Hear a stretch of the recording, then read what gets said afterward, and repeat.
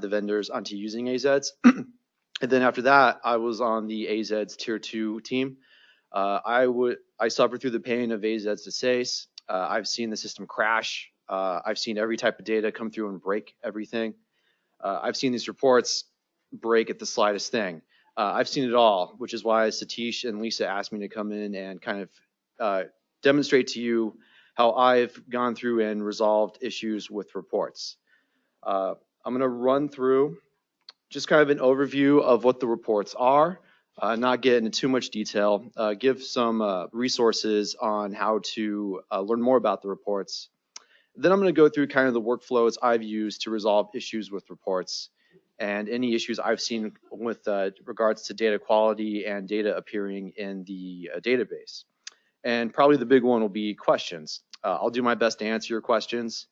Like I said, a lot of the stuff I'm not going to be able to make any changes myself on because I'm not on the AZs team anymore.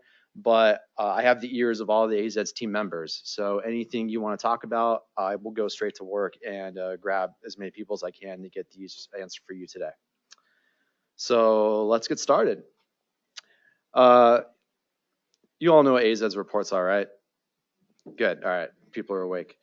AZs reports are documents generated by the AZ system to provide users with transparency on what data has actually made it from your sys to the state, and if that data is more or less meeting data regulations and data quality standards set by statute.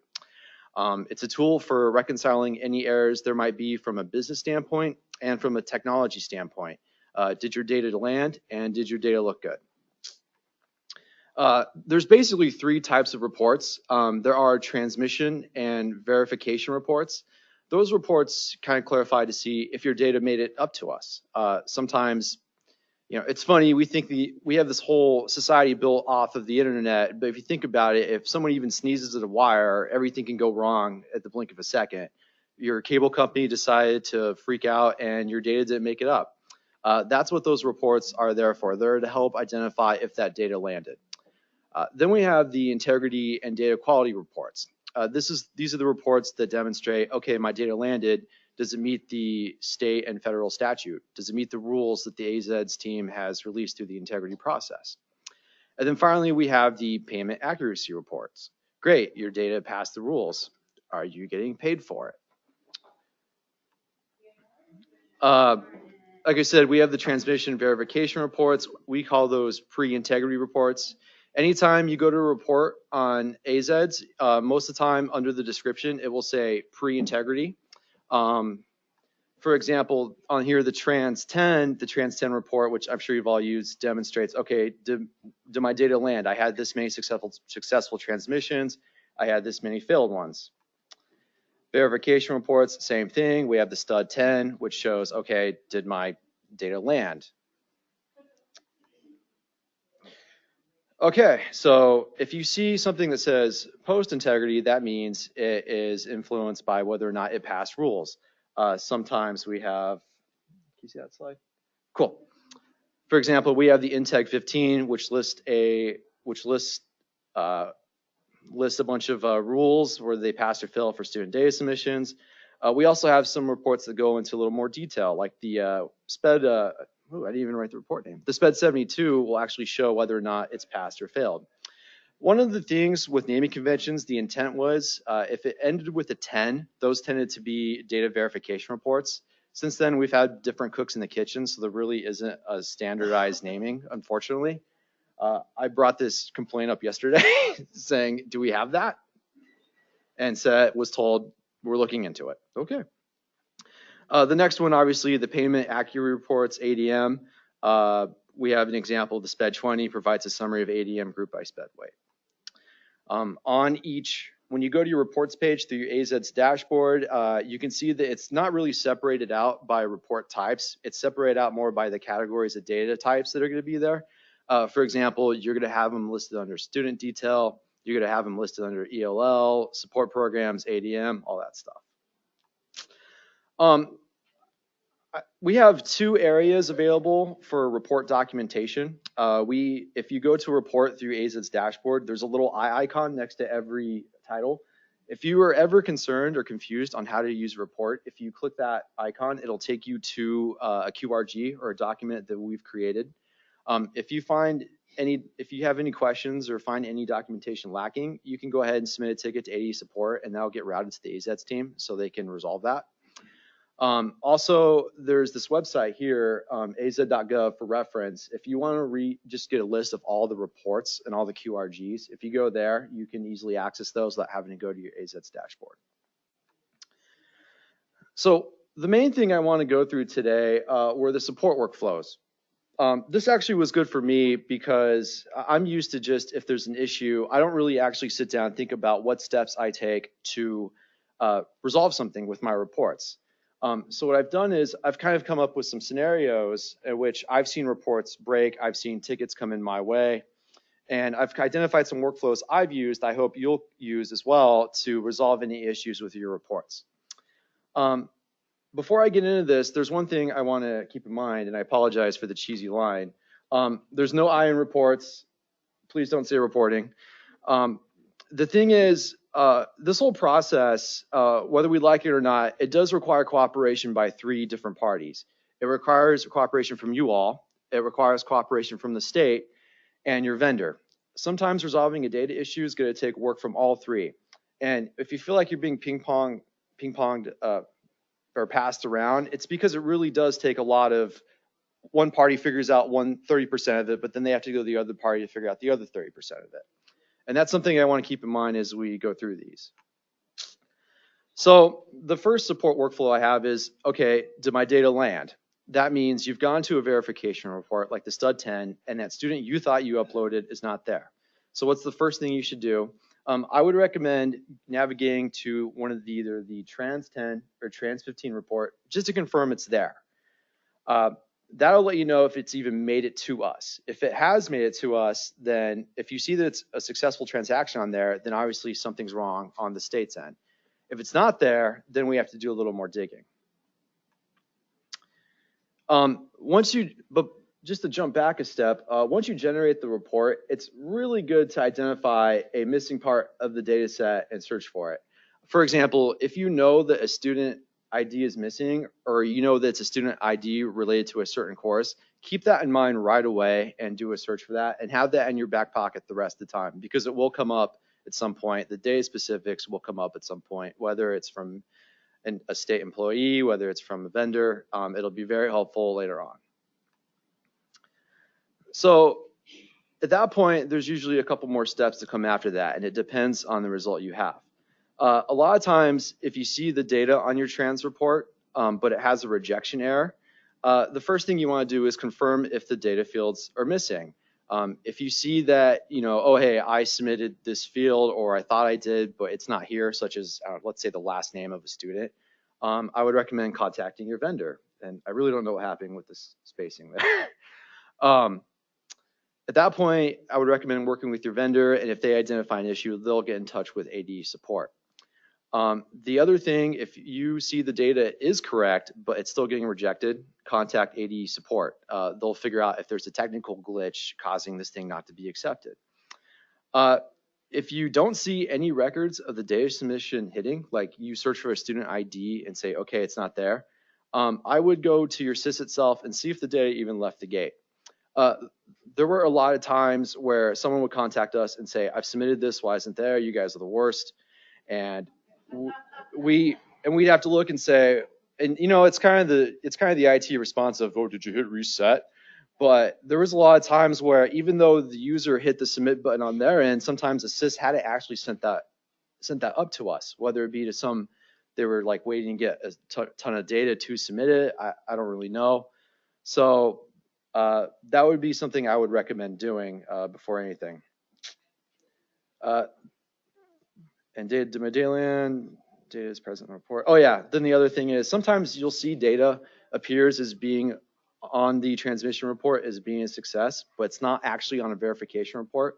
At that point, I would recommend to contact AD support. This is because sometimes some reports require different combinations of data to fill. I know the CRS-10 was kind of a pain point early on. because you would think you would upload a student section association and that would be there, but it also required a bunch of different factors as well, such as different section information, different student information. It really wasn't as simple as that. At that point, it would be recommended to contact AD support. But I cranked this out yesterday. Hopefully you all find this very helpful. This is kind of the flow chart I used when triaging these things. If the data is not present on the verification report, do a search on your transaction reports. Is the missing data appearing on it? Nope. So does your SIS show that it was submitted? Nope. We'll contact your vendor. Does it show it was submitted? Yes. Okay. AD's issue. Contact them. Does it show it was rejected by AZs? If yes, does the data look correct? Nope. Okay. Contact your vendor. See what happened. If it does look correct, contact AD support. There's obviously a technical issue. So that is transaction reports, or did my data land. I'm going to move on to the process I use for did my data pass. This is the scenario where data displays as failed on your integrity report. The data landed, it's great, but what the heck? It's right. Why am I failing this error? And keep in mind, we're assuming the rules are working as intended right now. Yeah, I know. I was there. You called me.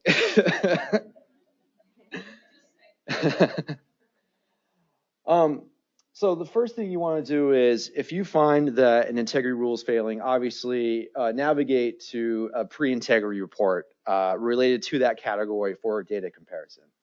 So for example, on the image that looks really tiny, if you've ran the integrity report for SPED and you see a SPED failure, you're going to want to go to a SPED report to see what happened there, to see if that data does look correct. If you're not sure what the integrity rule means, there are integrity rule reference guides available on the reference website. I know over the past year, these have been kind of in this weird transition where we had the original ones, which are down below. And then since then, we've kind of been doing this big Excel sheet with the stats, where the stats that is right now. I'm not sure. I need to follow up. But this page will be able to kind of direct you as to how to use the rules overall. If you have any questions on that, you can always contact AD support. They'll direct you to the right program area to get that answer for you. So moving on, there are a couple outcomes that can happen if you've compared your data. The first is, okay, the data failure looks valid, but I don't know what to do from a business perspective. Well, contact AD support. Sometimes these rules, they depend on a lot of different circumstances, but what's difficult is we kind of have to shove I want to say 10 pages of logic into a one sentence item, so like I said, if you have any questions, contact us. We are more than happy to help answer that. If the data failure is valid, but I really don't understand what to do from a technology perspective, like, okay, I know I'm missing a grade. How do I submit that? We would recommend contacting your vendor to do that through your SIS. But if your data failure looks invalid, if the failure appears to be invalid, but the data actually aligns with the rule, at that point, we just talked about, contact AD support, and then we'll all be awake at night crying. Okay, so this is the workflow I have for that. First, if you identify a failure on an integrity report, you want to ask the question, do you understand what the rule means? If not, go to the AZ's website, read the integrity rule documentation.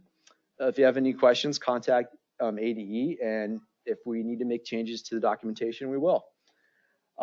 If you do understand what the rule means, navigate to your verification report and ask yourself, does the failure look to be valid? If not, contact AD support and we will help resolve it. If it does look valid, do you know how to correct it from a business perspective? If no, contact AD support. If yes, do you know how to correct it from a SIS perspective? If not, work with your SIS. Oh, the next one, and hopefully Lyle's asleep during this one. The scenario is, my ADM reports appear to be wrong, but I've confirmed the data is correct from using steps from the first and second workflows. I'm not going to touch this one. Call school finance. They're going to help you work to determine if this is a technical or a business issue. At that point, if it's a technical issue, it's going to come down to us, because what you don't want is someone from IT helping you figure out your payments. Okay, so that was kind of my quick run through on the workflows I've used to triage any issues. I'm assuming this is the part you all want to go into. Any questions from anyone? I don't know. Mike.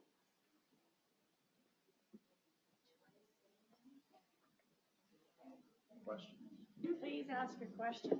And if they're like, I'm having this issue, please let me know. I'm gonna do my best to record it and get that because I'm having lunch with the support guy today. So our finance gal came in this last week, and being on current year funding, it's like, okay, we got to look at this all the time, constantly. No SPED integrity errors. All SPED kids landed, verified. But when we compare the SPED weight amounts on the AZ's report to what she sees on the 45 dash whatever, they're not close even. Okay. So where do we go? From my understanding with this, where I've seen it is usually, do you all have contact with the SPED folks by any chance? Sure. They come to me with that, so it's recommended obviously get in contact with the SPED folks. They know the rules off the top of their hand. Well, but our SPED kids have all landed.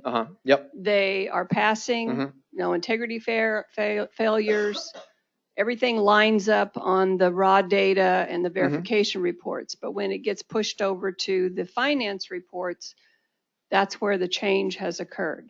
So, sorry. At this point, it kind of becomes a work together process. So from where I've been, I've seen this happen. What happened from my end was the user contacted SPED. SPED came to us. SPED did the math to see, okay, which one technically should be correct based off these business rules, because anyone from IT really can't speak to it. We just kind of build to make sure the data lands. So at that point, there's another process in the back end that isn't connecting somewhere. So if you contact the SPED folks, they'll come to us and they'll sit down with us with your issue, and we'll work together we'll work together to get that resolved for you. So the actual logic behind that, I think you've done all the right steps in that case. You've checked to see if your data landed. Are you wanting an answer? I would like to. Please go for it. Or I'd like to at least give one easy to check possibility, and that is, what is the date on your SPED 28 report, and what date are you comparing your AZ's data to? We just pushed ADM earlier this week, ADM, SPED, and ELL from AZ's to our payment system, and that's what will generate your SPED 28. We pushed that earlier this week. If you go and look at AZ's at the first data capture date, the most recent, it could be different than what we pushed 2 days ago. Depending on the changes that you have experienced over the last week or two, it is possible one could be higher than the other. But just try and line up the date on your ADM 46, SPED 28, and ELL 28 with the data capture from the day prior to the legacy reports. Okay, ADMS 46-1 is regular ed ADM. SPED 28 is SPED ADM, and ELL 28. These are legacy reports. If you go to AZ's, you would look at the ADM 20, SPED 20, and ELL 20 for the day prior to your legacy report date. That's one fix. It could be something more complex, but something easy that you could look at. Thank you, Lyle. All right.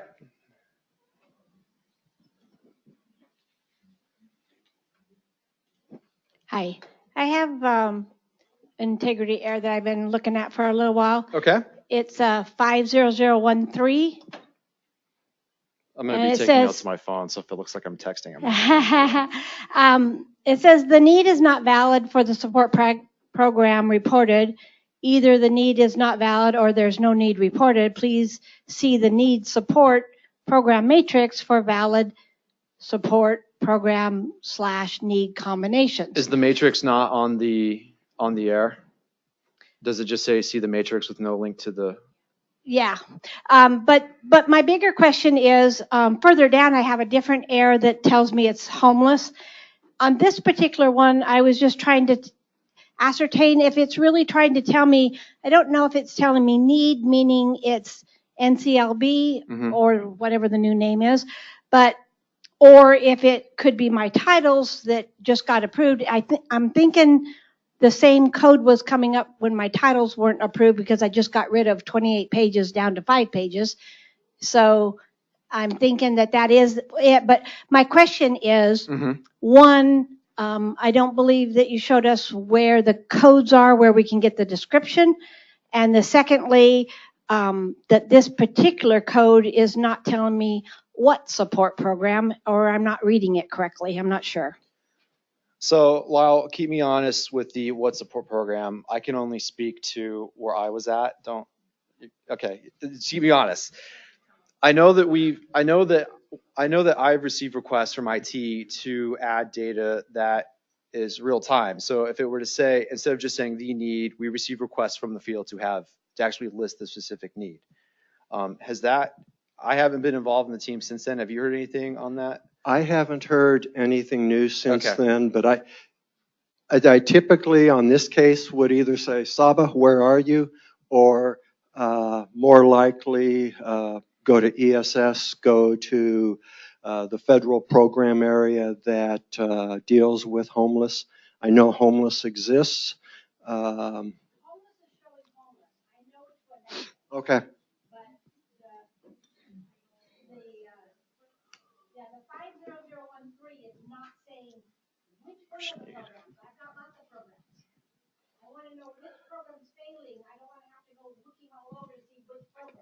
I think that's one we're going to have to work together with on when we get back.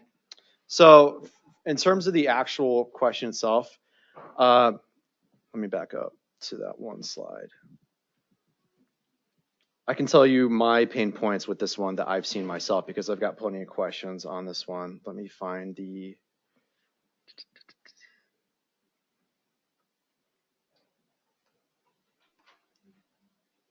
Here we go. So, like you said, the need documentation is going to be under the support program rules under there. That's where you can read about what the rule does.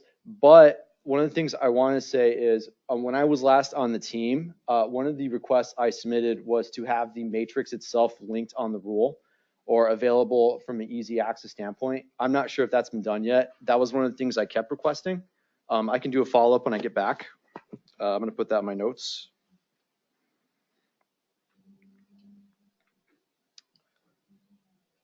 We have a question from the webcast. Okay, and the other thing is with regards to the actual data itself being on the rule, I can tell you I've been in meetings where that has been discussed. When I first came on the team, that was one of the things I said, why aren't we doing this? At that point, I'm not sure where those discussions are at right now either. I'm going to make an action. I'm going to follow up on that with you to see about that. Yep. Question from the viewers outside. Should the ADM 15 and ADM 20 reports in AZEDS match? I know one is a summary and one is at the student level, but shouldn't the overall totals match? Yes, if you're careful. The ADM 15 includes all of your student data aggregated at a student level. There are records in there for ADM. There are records in there for SPED. There are records in there for ELL. There are fundable records in there, and there are non-fundable records in there. So if you open up an ADM 15, chances are you won't be able to just total the entire ADM report. You will have to do some filtering to clear out SPED and ELL. You would have to do some filtering to filter out the non-fundable ADM. This is a district of attendance report. the ADM 15. So if you're tuitioning out your kids to Gompers, Valley of the Sun, wherever, those kids will not be on the ADM 15.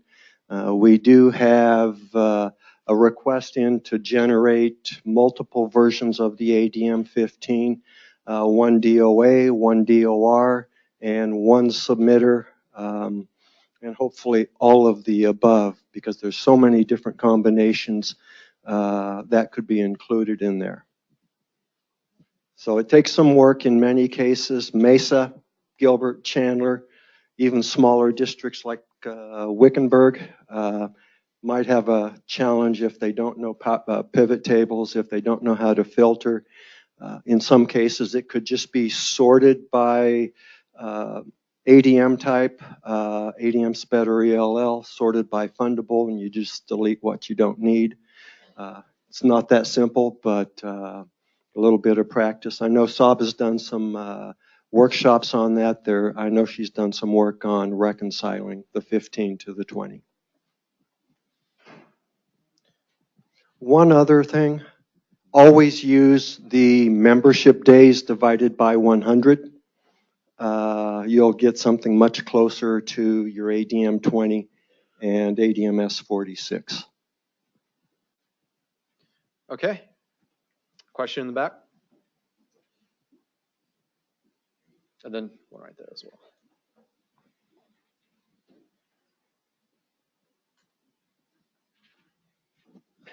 Good morning. Morning. With the stud 10, Mm-hmm.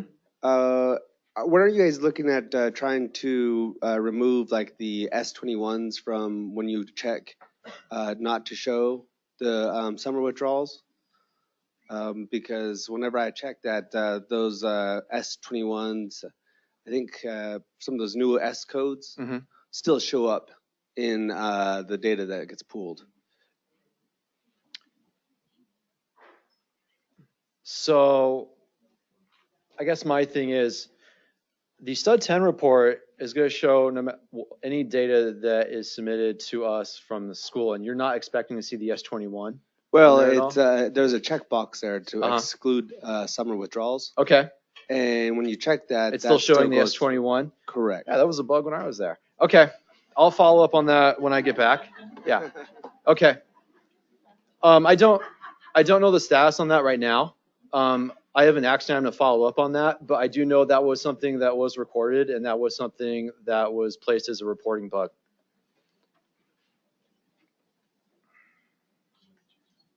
Nope. No, Just to piggyback on the S code thing. Yeah. So I know S22 is brand new this year, Mhm. but it is my only summer withdrawal code failing integrity. And when I did a ticket to support, they basically said, oh, well, you need to have a DOR and an FTE and a tuition payer. And I'm like, not for a summer withdrawal, I don't. So S22 is failing integrity, but none of my other summer withdrawal codes are failing integrity. Okay. I got Okay. that recorded. Thank you. Thank you.